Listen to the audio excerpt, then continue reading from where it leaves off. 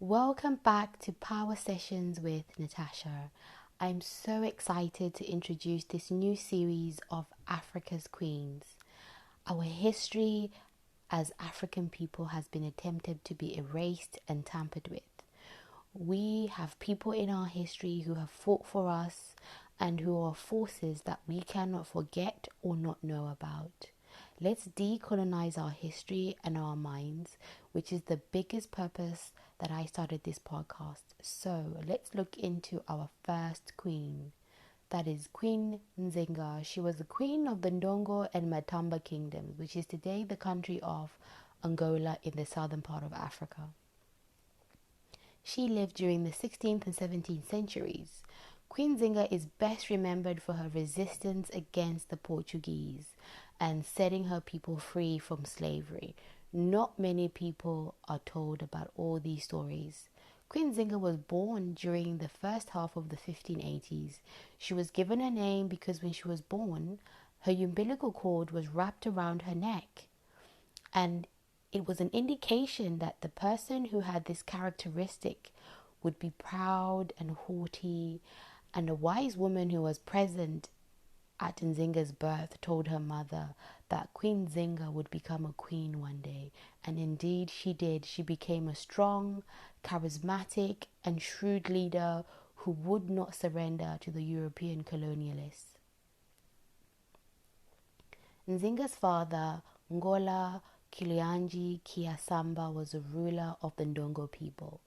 In the same year that Nzinga was born, the king began to lead his people against the Portuguese colonialists. From birth, Nzinga lived in a world where war, movement, and so many other things were part of the reality of the Ndongo people.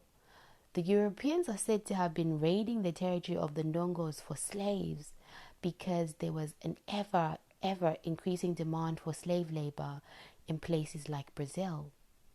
Angola, even before Nzinga was born, had the most amount of slaves sent into America. Most of them actually came from Nzinga's people, which were the Kimbundu people. And the most amount of people were actually transported between the years of 1590 and 1640. The Portuguese were also attempting to conquer areas, and this area of the Ndongo people, which they believed contained silver mines, because of course everybody wants African wealth. History has it that Nzinga's father, the king, was dethroned by his son, whose name was Mbandi, who was Nzinga's brother. It is also said that Nzinga's child is said to have been murdered by the new king, and that maybe fearing for their lives, Nzinga and her husband fled to Matamba. Some sources say Mbandi's rule was very cruel, very chaotic, and that he was a very unpopular ruler. Here comes the year 1622, where Queen Nzinga makes a reappearance after fleeing from the Ndongo kingdom. She came to the capital of Luanda, the capital of Angola. She had come for negotiations to ask the Portuguese to remove a fort that they had built right next to the capital of the kingdom. Her brother at the time, being the king, had tried to have these negotiations with the Portuguese as he was the one in power, but he had failed. But her and her brother at this time were very estranged.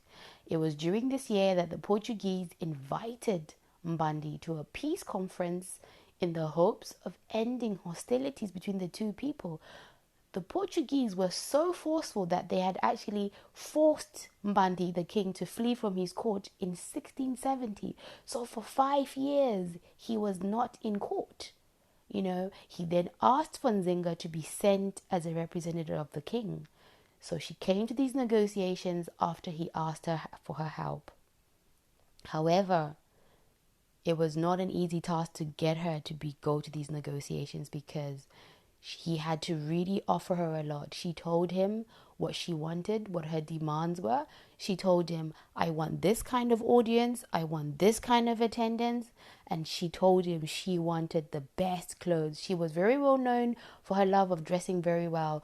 She also told him, if you want me to attend these negotiations, you must and you will give me a royal title for me to attend these negotiations.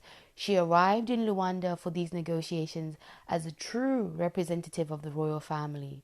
When she attended this meeting, it is a very, very, very well-known story. The Portuguese governor had a chair for himself, and he indicated to Nzinga that she should sit on the floor, because that is what Africans who had been conquered were to do. Nzinga refused to sit on the floor.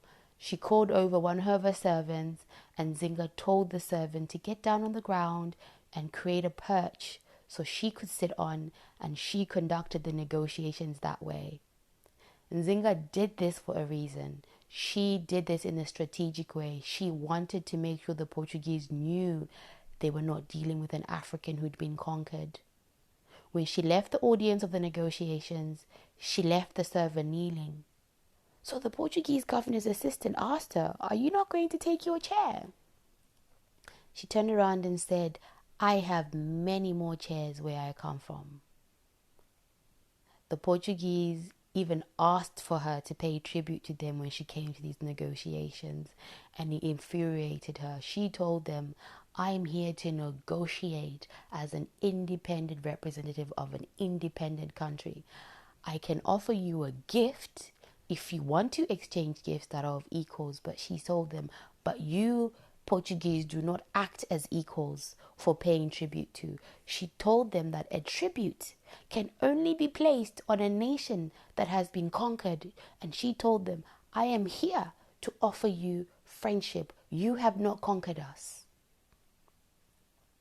The Portuguese attendees of this meeting were all made of male governors, and they just couldn't understand Nzinga's power and worth to them, because in their world, women didn't speak back, especially African women.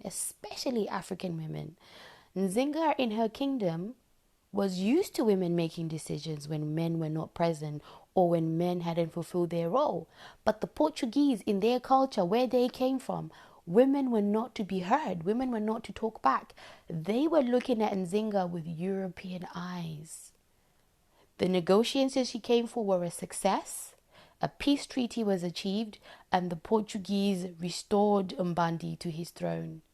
The power that she displayed at these negotiations, the control, the regalness, what she showed the Portuguese who she was dealing with. She told them in a direct way, "You are not dealing with Mbandi, you are dealing with Nzinga here." This then made sure that included in the peace treaty was the agreement to limit slave raiding activities. Nzinga went on to stay in Luanda for 6 months, where she converted into Catholicism. She did this as a strategic way to learn all the things of her enemies, because when she went back to Ndongo, she completely forsook those Catholicist ways. She turned her back straight to her own gods and asked for protection from the ancestors, after having been converted for 6 months only to enable her to know her enemy very, very well. However, the Portuguese could never stick to any peace treaties. This period of peace did not last for long, and the Portuguese renewed their aggression towards the Ndongo people several years later.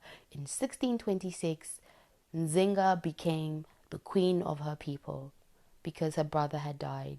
Some say the king had committed suicide because of the forever increasing aggressive Portuguese presence in the region. However, the more popular claims are that Nzinga actually murdered her brother because of his weakness, and then she became queen. So the Portuguese, the year that the king died, renewed their attacks against the Ndongo by hiring the Imbangala people. The Imbangala people, if you look them up, are very formidable people. They are very well-known warriors. So the Portuguese hired them to do their fighting for them. Unable to defeat the Portuguese military, Nzinga and her people fled westward and founded a new state at Matamba. From Matamba, Nzinga fought against the Portuguese in a war that lasted 3 decades. 30 years of this queen fighting for her people, fighting these wars. She was the warrior queen. She led the battles. She lived in camps sometimes. She lived in the wilderness sometimes. She would actually live in the Portuguese area sometimes. And there was a lot of wars that she conducted against the Portuguese. The queen was not only fighting wars, she was also offering sanctuary for runaway slaves, and any Portuguese trained African soldiers were welcome to her kingdom. She stirred up a lot of unrest though within Ndongo, because as well as that time that she was in Matamba, Ndongo was being controlled by the Portuguese via a puppet king, and that puppet king was her very own sister, who was acting as Nzinga's spy. However, Nzinga was a very, very, very smart leader. She exploited the European rivalries to her advantage. This can be seen in the alliance that she formed with the Dutch, who were the rivals of the Portuguese in that region. When the Dutch came and took over Luanda between 1641 and 1648, Nzinga made sure she had her troops aligned with the Dutch. She made an alliance with the Dutch soldiers to cut off slavery routes, and this enabled her. This alliance enabled her to lobby for the kingdom to take in refugees from the slave trade. Everything she did was a strategy. The Portuguese were cast out of Luanda in 1641 by the combined forces of the Dutch and the Matamba. This is a person who clearly entered European politics so that she could survive and maintain the control of her kingdom. In the following year, however, the Portuguese were back and they managed to reclaim Luanda. The Dutch were driven out of Angola and the queen had to retreat back to Matamba. Nzinga, however, wasn't ready to give up and she continued her fight against the Portuguese. The most important fact to also remember is that in all her efforts of fighting and fighting for her people, she transformed her kingdom into a commercial huge power, because this kingdom occupied a very strategic position between a part of the African coast and its interior. The amazing thing about Nzinga when you read about it in history is throughout all her battles, the people she was fighting, she wrote letters to these people. She was fluent in Kimbundu and fluent in Portuguese.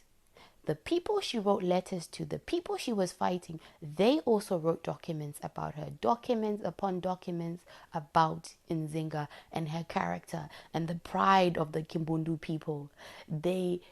She comes up in more than 10,000 references historically. 10,000 references.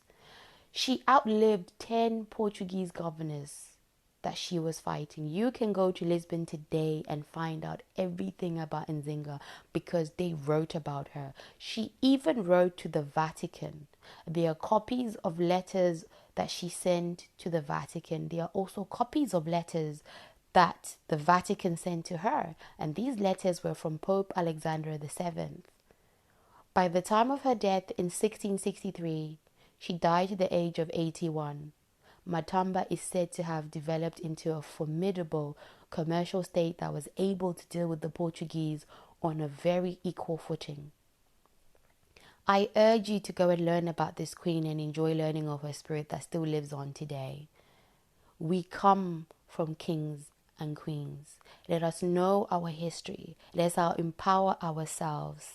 I hope you enjoyed listening to this episode of Africa's Queens, and I will see you on the next episode.